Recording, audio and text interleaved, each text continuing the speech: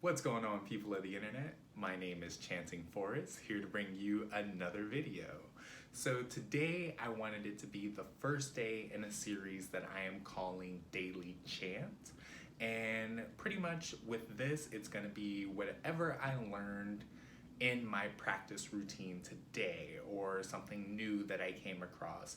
Just a way for me to document my guitar journey with you guys. So with that being said, let's get started. So something that I worked on today was learning the major chords of CAGED. So that is C-A-G-E-D. So what I did was today I practiced chord transitions. So from an open C,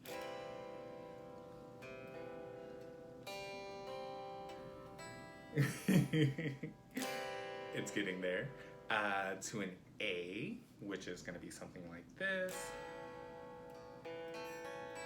And I like to make sure all my notes are clean, so that way I get a nice even sound. To the G, which is going to be something like this. And from what I found, there's actually a couple different Gs. Another G that I came across, you use the high E string and the B string, as well as the other strings that you would use for a G, but it makes a nice, prettier, in my opinion, it's prettier. Basically, all that you're doing is adding that pinky to, or I'm sorry, your ring finger to the 3rd fret to make it a more fuller sound. Essentially what I found out, it's the same note that you would be using within the G chord, it's just you're putting it there. And then the next one would be E, which should be something like this, and that's E major. And then the last one is D. Now, for the most of these, I have gotten, I'd say about 60 to 80% to be able to change without looking. There are still some that I feel like require my attention, but there's some that I've gotten the feeling for, and really it's just like feeling what strings are around it. That was my waterlog. But it was just feeling the strings that are around it. And as long as I can feel the strings that are around it, that kind of lets my left hand guide me along the way. So that's been pretty cool. So again, that's a C major, A major, G major, E major, and D major. Oh, look at that. So I pretty much just practiced that for half an hour today, just changing between the different chords from C, A, G, E, D, and then just mixing it all up in between, maybe a D, E, and then I had a metronome set at, I want to say it was 50 beats per minute, just to like have timing, and I played around within the timing. Something else that was really cool that I learned today was the Pentatonic Scale. Apparently it's super useful when it comes to the CAGED system. So something that someone pointed out is that if you're using the standard pentatonic shape, the first finger is going to be first, and when I say first, I mean your index finger, is going to be the minor chord, and then your pinky, or the 4th finger, is going to be the major chord. So like say if we wanted to play an F minor pentatonic, we would start on our index finger. So for me, that's on the 2nd fret, because this is F, F sharp, on the low E string or the 6th string. So an F minor pentatonic would go something like this.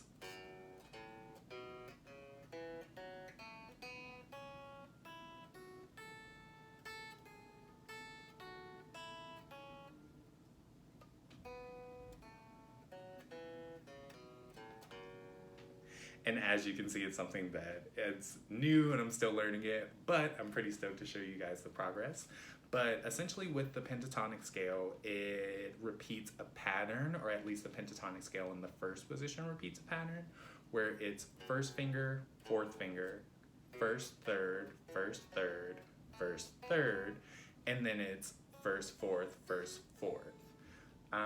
So this has been super helpful for me because it let me play two backing tracks and improv.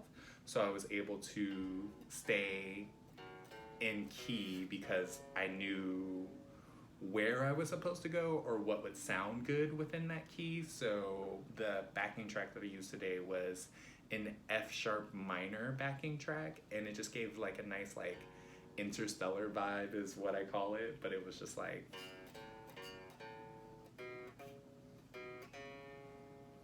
and then you could go someplace up higher.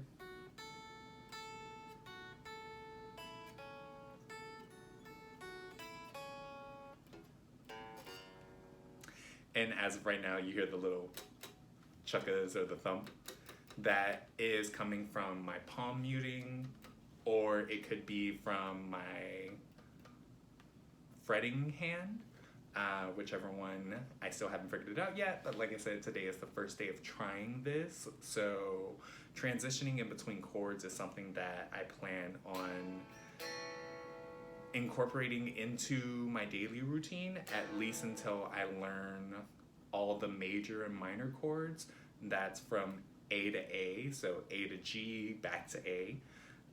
And then the same thing with the minor chords. So as of right now, today my main focus was the CAGED major chord. The next chords I'm going to be working on is the minors. Currently, I am somewhat familiar with E minor, which is going to be your second and third finger on the second fret of the A and D string. So that is E minor. And then you have A minor, which is going to be similar to the E major, but you move it all a string down. So your second finger should be starting on the D string, and then your index finger would be on the B string. So an A minor should sound something like this. And then D minor is similar to the D major, but you move one of the notes. And that's something else that I found out, was that the only difference between a major and a minor is a single note. So in this case, the note that I'm going to be moving is my middle finger on the high E string. And essentially, I'm moving that from the second fret to the first fret. So because I'm moving it to the first fret, I actually have to reposition my hand. So I'm going to put the first finger on the first fret of the high E string. Second finger is going to replace where the first finger originally was, and that's on the second fret of the G string. And then the third finger is going to go on the B string on the third fret to make the D minor chord. So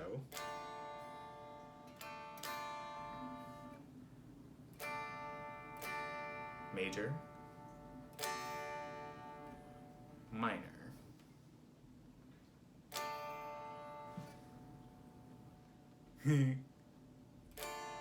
There we go.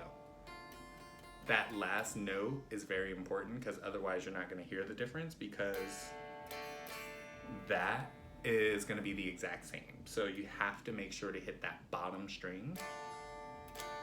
So then that way, in this case, you can tell that it's the minor. And something that made chord transitions a little easier today during my practice was I picked one chord that I was more comfortable with. In this case, it happened to be the D major chord. For me, just playing that was easier. Also, I tend to stand up a lot when I play, but recording and playing is still a new process for me. So thank you guys for being with me along this journey. But yes, those were the two major things that I worked on today, was the chord transitions and the F sharp minor pentatonic scale. And again, I plan on using this like little trick, if you will, to help me do other pentatonic shapes. So like say if I wanted to do an A major pentatonic in the first position, I believe that I would be playing from the pinky first instead of the index finger. So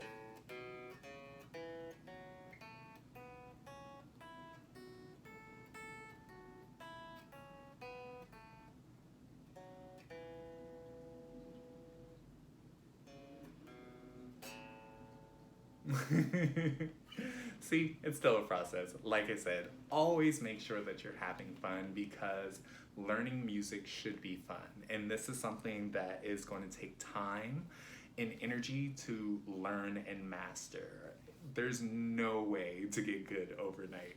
Now, speaking of overnight, there is this book called Guitar Fretboard, and essentially this one says memorize the fretboard in less than 24 hours.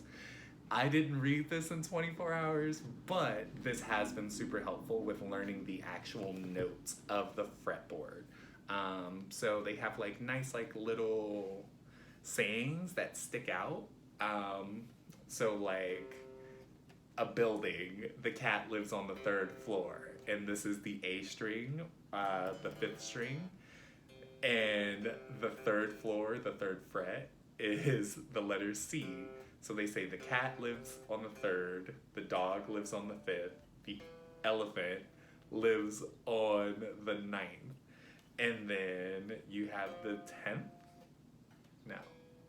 Yeah, the 10th would be F.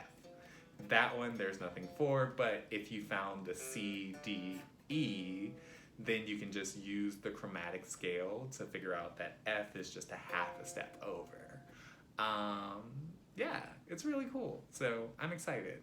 Something else that I have been doing is I am currently documenting my journey in the Heroes Journal. So this is something that's been super helpful because the night before the new day happens, I actually write out what are the main objectives that I want to get done for today. So like today it was chord changes in the F sharp minor pentatonic, as well as like a different exercise, like a finger exercise.